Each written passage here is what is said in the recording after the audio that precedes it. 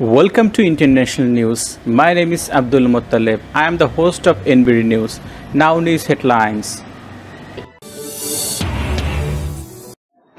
Brazilian President Bolsonaro tests positive for coronavirus.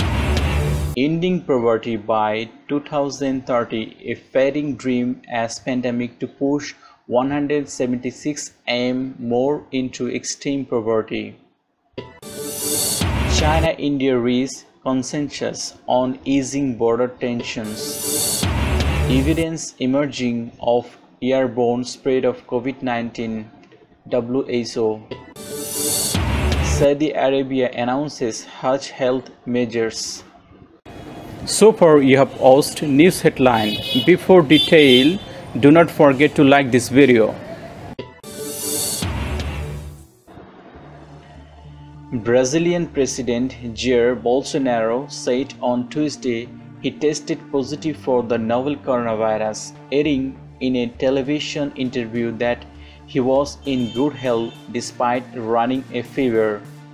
The right-wing populist, who has played down the severity of the virus, which he has called a little flu, took the test on Monday after developing symptoms.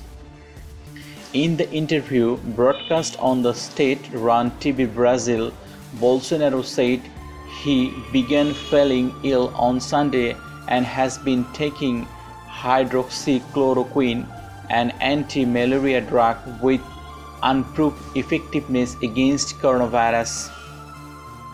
Brazil has the world's second largest outbreak behind the United States. Latin America's largest country has more than 1.6 million confirmed cases and 65,000 COVID-19 deaths. Bolsonaro has repeatedly defied local guidelines to wear a mask in public, even after a judge ordered him to do so in late June. Bolsonaro has also railed against social distance rules supported by the World Health Organizations.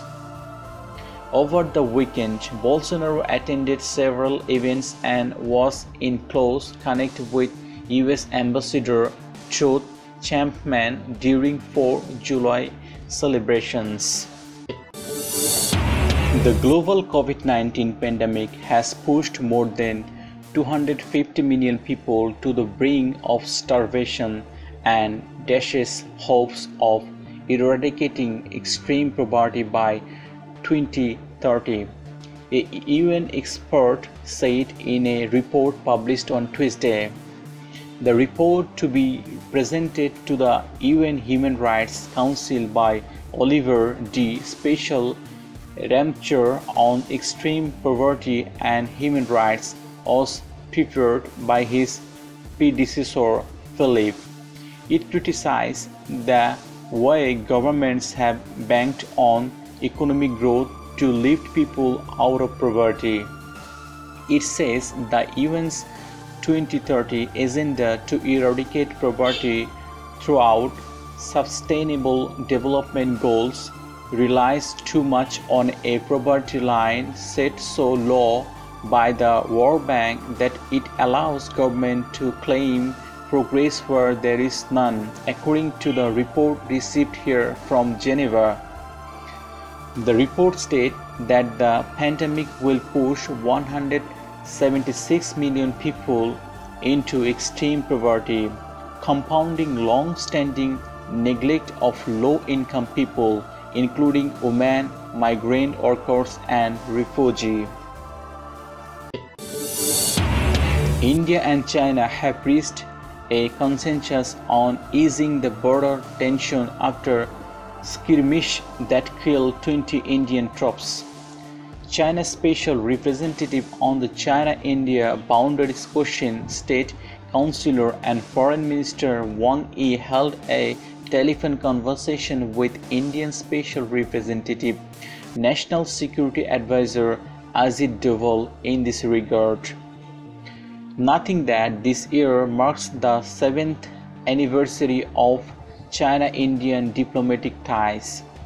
Wang on Sunday evening said that bilateral relations have experienced ups and downs, and today's development situation has not come easily. For the incident that occurred not long ago at the Galvan Valley in the western section of the China-India boundary, the merits of what happened are very clear, Wang said, adding that China will continue to firmly defend its territorial sovereignty and safeguard peace and tranquility in the border areas. Wang stressed that achieving development and rejuvenation is the top priority for both China and India, and the two sides share long-term common strategic interest in the general direction. The World Health Organization on Tuesday acknowledged evidence emerging of the airborne spread of the novel coronavirus after a group of scientists urged the global body to update its guidance on how the respiratory disease passes between people. We have been talking about the possibility of airborne transmission and aerosol transmission as one of the models of transmissions of COVID-19. Maria Van, technical lead on the COVID-19 pandemic at the WHO, told a new briefing.